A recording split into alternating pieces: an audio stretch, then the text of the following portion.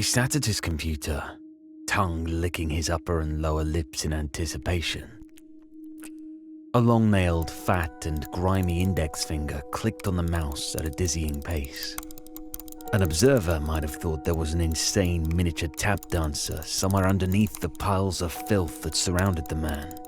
However, no tap dancer could effectively practice their talent in this cramped and deplorable dwelling. The apartment smelled old. Old food, old clothes, old sweat, and old urine. Older keepsakes from a time when Meek was a different man than the behemoth sitting behind the computer now peeked through the places where the trash didn't take over. A narrow path wound its way around the dwelling, taking Meek to the vital places he needed to go when life interrupted. A path to the bedroom that was rarely used anymore, and another that forked 30 degrees to the apartment entrance. Others led to the kitchen and what might have once resembled a dining room. Another path ended abruptly in front of the bedroom's entrance, a ramp of filth almost reaching the smoke alarm above the doorframe. The high amounts of detritus that formed those paths were monuments showing the sloth of the recent past, an involuntary story from the ground up.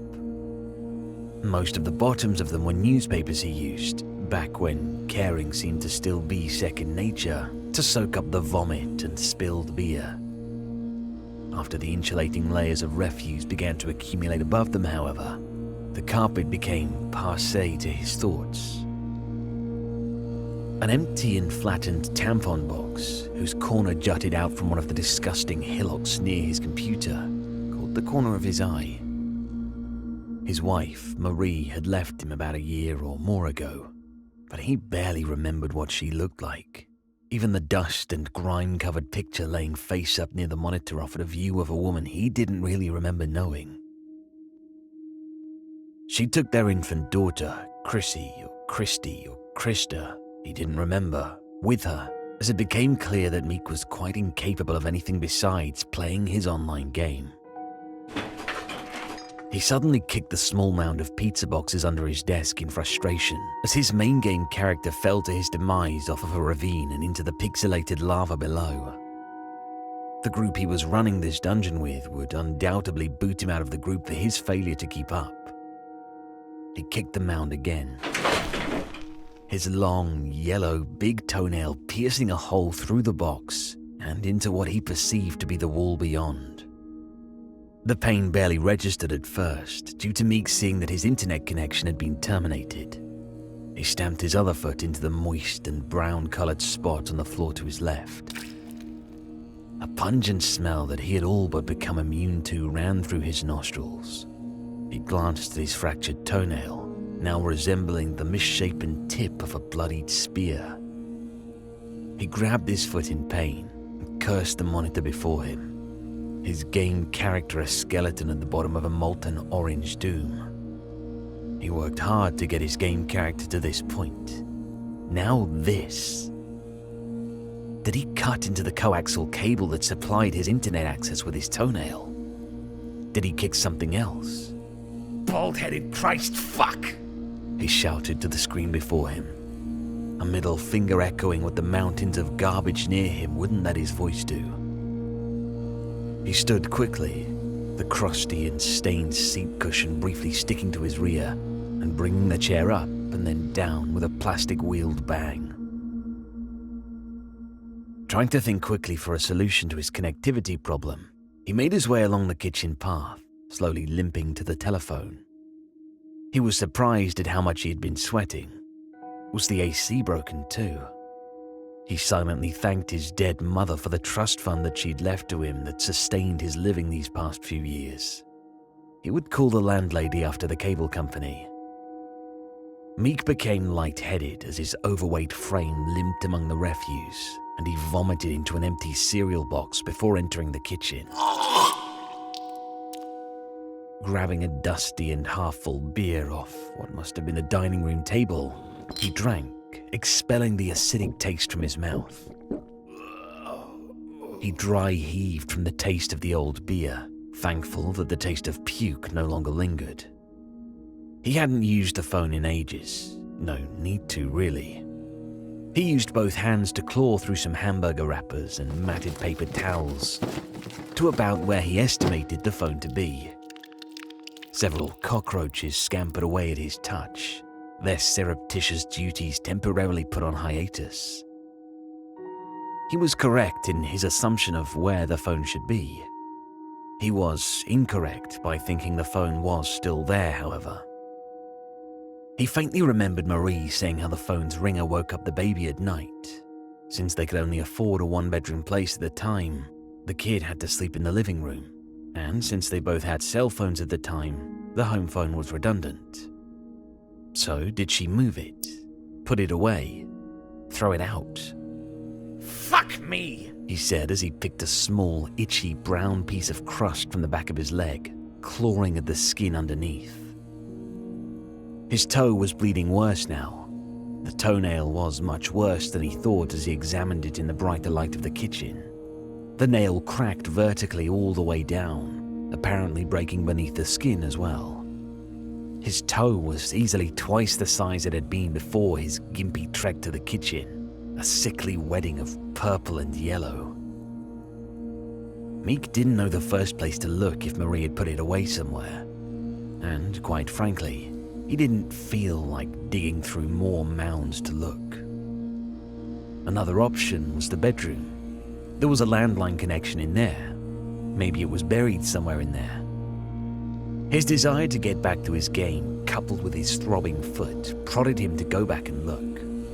He wobbled along the bedroom path straight down the hallway, the carpet he trod on making sickening wet sounds. He paused for a glance into the bathroom he'd stopped using months ago. A conical shape of a solid brown and green substance protruded from the grimy toilet. He could see several flies tending to their young among the shape, buzzing with parental defense as they sensed Meek's presence. Matted balls of toilet paper stood knee-high, occasionally broken by the mouths of empty beer bottles. The bottle tops almost looked like brown mouths drowning in a sea of disgust. Smears and handprints of a darker color lined the tile walls. A picture hung by the entrance of the bathroom. Meek and Marie standing in front of the lake at the Epcot Center. The baby was nestled in Meek's arms, the peaceful shroud of sleep evident on her face as a happy father kissed her forehead. Was that taken before or after the wedding, he thought. He remembered that day. The baby cooing as the boat made its way through the tunnels in the Mexican section of the park. He had no idea why, but he also remembered Marie giving him a light but tender kiss on his neck as the boat sloshed its way through the artificial passages. He made his way towards the bedroom entrance, having to limp wade through trash that he didn't remember making. Glancing back, he noticed that he left a red trail as his foot dragged behind him. Clearing the way to the door took longer than he had thought. There were several large boxes hiding beneath the garbage that were heavier than he expected, their contents unimportant as the longing of getting back to his game took precedence over all else.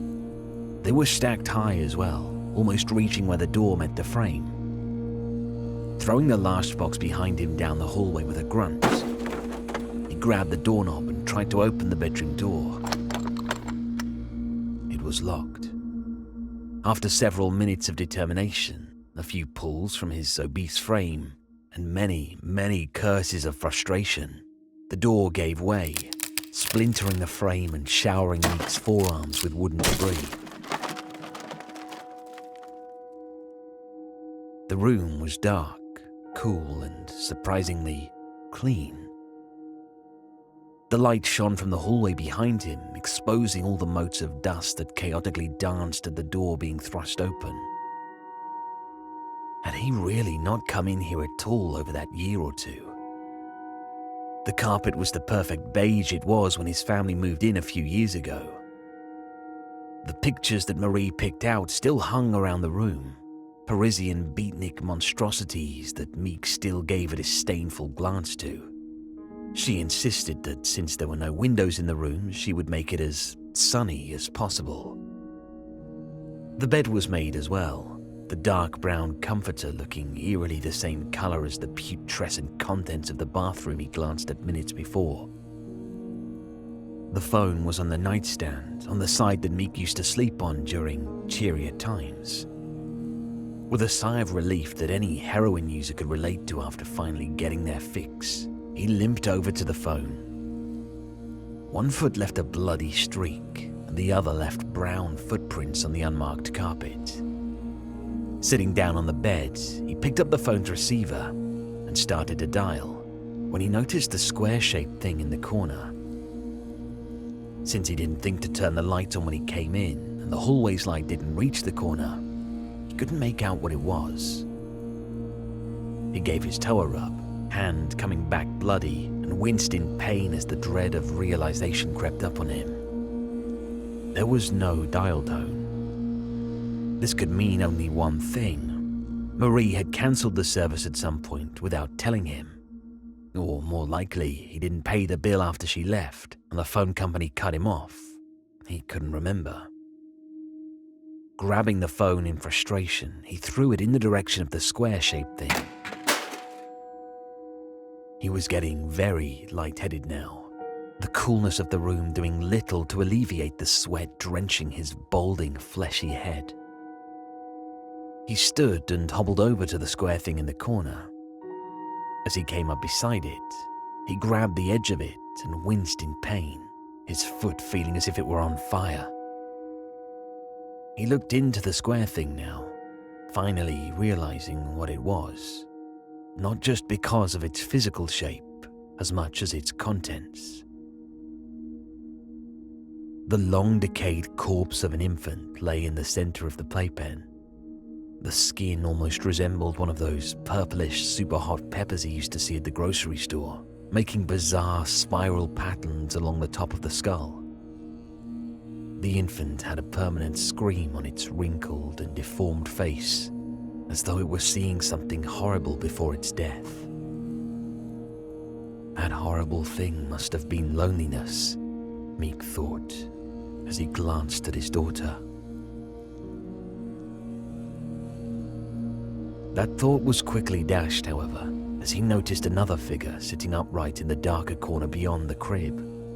Marie's eyeless face pointed up to the ceiling in a look of pain, as if she had died crying. One hand still rested on the corner of the playpen, the other pulling down the shirt where her breast had been. She must have been giving the infant, Christina, that was her name, one last meal before she herself had expired. Cursing in worried anticipation, he picked up the phone. It was thankfully still in one piece with the cord from the wall still attached to it, and hobbled to the bedroom door, deciding he would try the kitchen's phone receptacle, now out of a feverish desperation. As he made his way through the doorframe, he immediately saw a problem. The heavy boxes that he had thrown behind him in a frenzy moments before now made a heavy wall that merged with the garbage piles. He could see a portion of his computer monitor beyond, a bubbly orange haze through cardboard and refuse. His foot throbbed, and his chest suddenly contorted in pain as self-preservation began to take hold of his fevered body.